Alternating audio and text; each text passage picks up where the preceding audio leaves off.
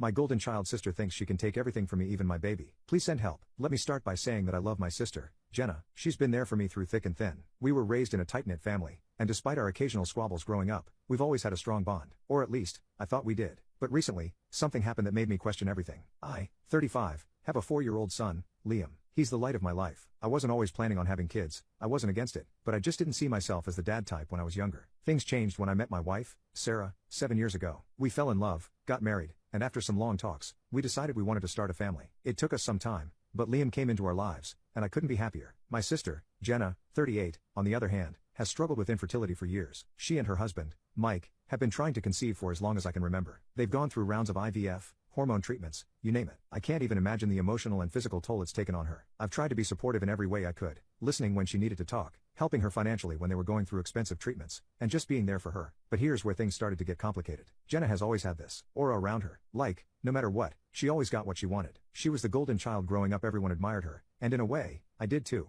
But there was always a sense of entitlement, like she expected life to keep rewarding her. So when she and Mike couldn't conceive, I think it shattered something in her. Over time, her behavior towards Liam began to change. At first, she was the doting aunt, showering him with gifts, visiting us all the time, and offering to babysit whenever we needed a break. But gradually, her comments became more possessive. She'd say things like, "You're so lucky to have him. I wish I could just keep him for a few days." Or, "If Liam were mine, I'd do XYZ with him." I chalked it up to her frustration with not being able to have kids of her own and let it slide. I didn't want to make things harder for her than they already were. Then, about 6 months ago, Jenna and Mike announced they were looking into adoption. Sarah and I were overjoyed for them. I thought this might be the turning point where she could finally move forward and find some peace. But after a few months, Jenna started making more intrusive comments about Liam. She'd ask if he could stay over for extended periods or if she could take him out for the weekend to give us a break. She even started calling herself Mommy Jenna in front of him, which made me and Sarah deeply uncomfortable. We tried to brush it off as a joke, but it started happening more frequently. The breaking point came a few weeks ago when Jenna came over for what I thought would be a casual dinner. Everything seemed normal at first. Liam was playing in the living room, Sarah was setting the table, and we were all chatting. But then, out of nowhere,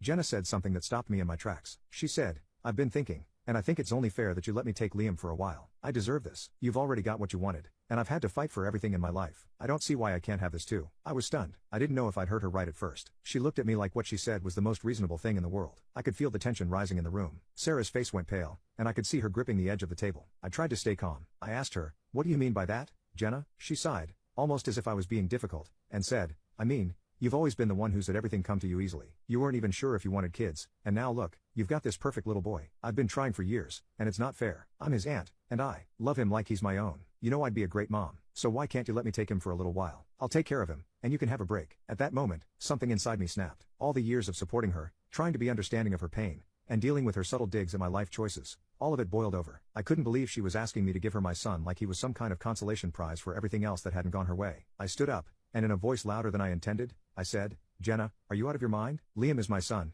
not some object you can just take because you think life hasn't been fair to you. I'm sorry you've struggled, but that doesn't give you the right to demand my child as if you're entitled to him. You've got everything else you wanted? That's not how life works. You don't get to borrow someone else's child because things didn't go your way." Jenna looked like I'd slapped her. She stood there, speechless, for a few seconds before she burst into tears and ran out of the house. Mike followed her, but not before shooting me a look that made it clear he thought I'd gone too far. Sarah, who had been silent the whole time, finally spoke. "I think you needed to say that," she said quietly. But I felt awful. Not because I didn't believe what I said, I absolutely stand by my words, but because I never wanted it to come to this. I never wanted to hurt my sister, especially given everything she's been through. But how could she think that taking Liam would ever be okay? Jenna hasn't spoken to me since. She's blocked me on all social media, and even my parents have been hesitant to get involved. They told me Jenna is going through a hard time and I should have been more understanding, but I'm struggling to see how I could have handled that situation any differently. Was I too harsh? Should I have been more patient given everything Jenna has been through? Or am I justified in snapping at her for trying to take my son?